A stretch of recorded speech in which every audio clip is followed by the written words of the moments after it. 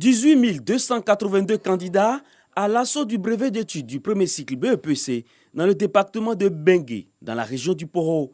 C'est à 7h40 que le préfet du département, Déoulé Nguessan, a lancé la première épreuve. Il a appelé les candidats au respect des consignes et invite ces derniers à la concentration. Tricher, ce n'est pas fait pour le bonheur de nos enfants. C'est pour ça que chaque fois que je me présente à ces centres d'examen, je leur donne le conseil utile qui est de se concentrer sur son sujet et ne pas tricher. Ces épreuves écrites du BEPC 2021 prennent fin le mercredi 16 juin et les résultats sont attendus pour le 6 juillet prochain.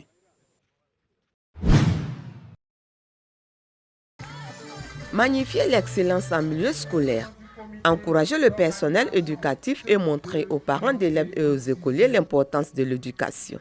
Tels sont les objectifs visés par les responsables de l'école primaire des Assemblées de Dieu de Boaké-Broukro. Les écoliers les plus brillants de la classe du CP1 au CM2 ont été récompensés. Le directeur de la station régionale de la radiodiffusion télévision ivoirienne RT Ibrahima Doumbia, parrain de cette cérémonie, encourage les enseignants et apprenants à la culture de l'excellence. Je leur ai demandé de travailler et de bien travailler, de se concentrer sur le travail, que seul le travail paye. Si aujourd'hui il y a des personnalités, il y a des ministres, il y a des directeurs, c'est parce qu'ils ont été à l'école. Et donc je les exhorte à se concentrer sur ce qu'ils ont à faire parce qu'ils sont l'avenir de ce pays. Et c'est très important. Ce pays ne peut se développer que par toutes les énergies qu'il faut mettre en place pour qu'on aille de l'avant. Après le discours, la récompense des lauréats. Je remercie beaucoup le parrain pour tous ces beaux cadeaux. J'encourage mes amis à bien travailler comme moi. Chants, danse, poésie et sketch ont été les moments forts de la journée de l'excellence à l'école des Assemblées de Dieu à Boaké.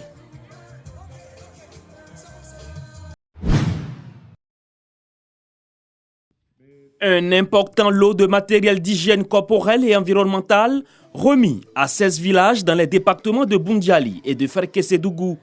Des seaux de lavage des mains, des vases pour enfants et du savon. Ces villages sont célébrés pour leur effort dans la lutte contre la défécation à l'air libre, un phénomène responsable de plusieurs maladies liées à la mauvaise hygiène environnementale. Au cours de cette rencontre, les autorités administratives ont saisi l'occasion pour sensibiliser les populations à une prise de conscience collective sur la protection de l'environnement. Aujourd'hui, on ne parlera plus, c'est-à-dire de porc, de cabri, de bœuf au bordure des villages en train de manger, c'est-à-dire ce que les gens auront déféqué et après qui nous rendra malades de par la chair ou de par leur contact avec les enfants dans le village. Donc aujourd'hui je suis très heureux, mais ce n'est pas une mission complètement terminée. Il est à nous de continuer de telle sorte que les villages environnants qui n'en ont pas bénéficié ou qui croyaient que c'était un jeu, qu'ils prennent conscience et qu'ils disent « Ah, on a maintenant compris » et qu'il faille continuer cette opération pour le bonheur de toutes nos populations. Les populations des villages célébrés partagent leur expérience. Le projet se poursuit et va bientôt s'étendre, à toutes les régions du pays.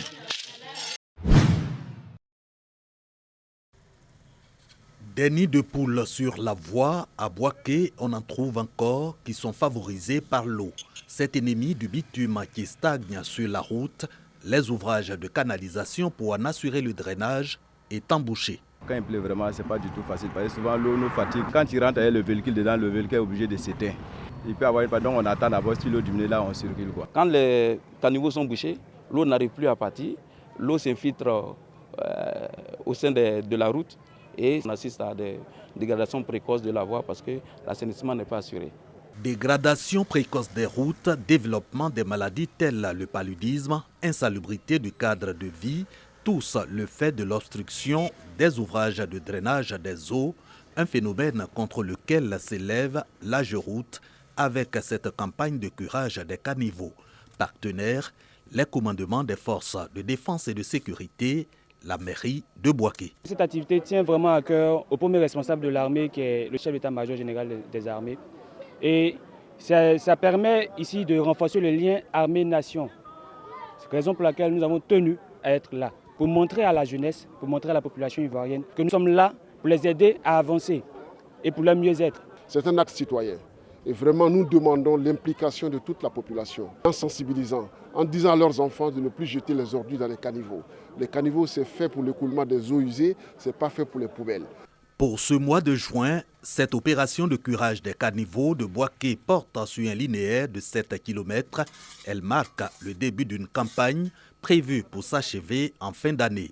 Objectif, assainissement des ouvrages de canalisation et du cadre de vie, mais surtout préservation de la voirie urbaine.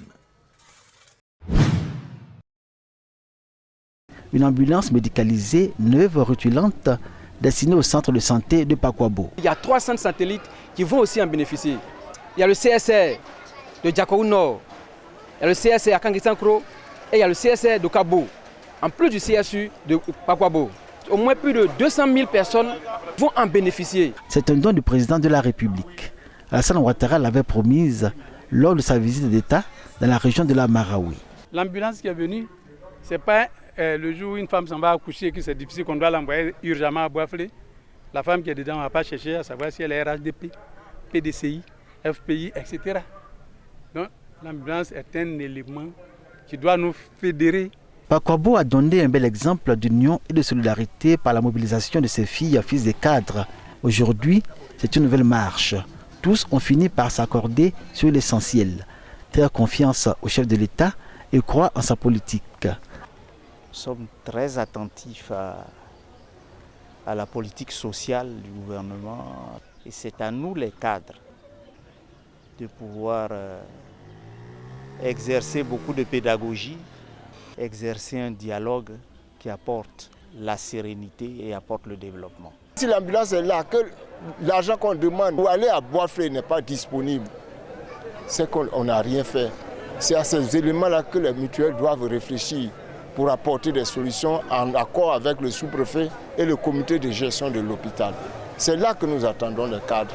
À Pakwabo aujourd'hui, on entend dire sans retenue que les populations de cette sous-préfecture soutiennent Alassane Ouattara.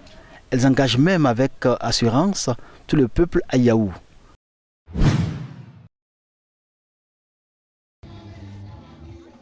Dandougou, chef-lieu du canton Diamant, région du Béré. Avec une population estimée à plus de 2000 âmes, la localité manquait de chefs traditionnels à sa tête. Et cela depuis 4 ans, malgré sa connexion au réseau national électrique, son école primaire et son centre de santé. Des infrastructures de base qui lui donnent fière allure. La mise en règle vis-à-vis de la tradition a été faite avec la désignation de Tiéné Dan comme successeur qui donnera un coup d'accélérateur à l'essor du terroir. Pour entériner la désignation, autorités locales et représentants de la Chambre nationale, des rois et chefs traditionnels se sont rendus dans le village pour l'installation du nouveau chef. Ils appellent les cadres à faire l'unité autour de leur chef en vue d'un développement harmonieux du canton. La fonction du chef du canton, c'est réunir toute la population, pas des tri. Soyons unis. Travaillons la main dans la main. Le chef, très soucieux de la réussite et du développement de sa population, vraiment saurait peut-être saisir le bon, peut-être nous emboîter le pas et renforcer notre action que nous avons menée. En désignant le ministre d'État Moussa Dosso, parrain de cette cérémonie, c'est un honneur qui lui est fait, mais en même temps, c'est un immense défi. Défi pour être plus engagé aux côtés de nos braves populations, pour qui nous œuvrons chaque jour en vue de leur apporter le bien-être social et aussi consolider la cohésion sociale, fondement de toute société harmonieuse. Le nouveau chef du canton Diamant est un agent du secteur privé à la retraite. Âgé de 67 ans, il va régner sur 36 villages qui composent le canton Diamant.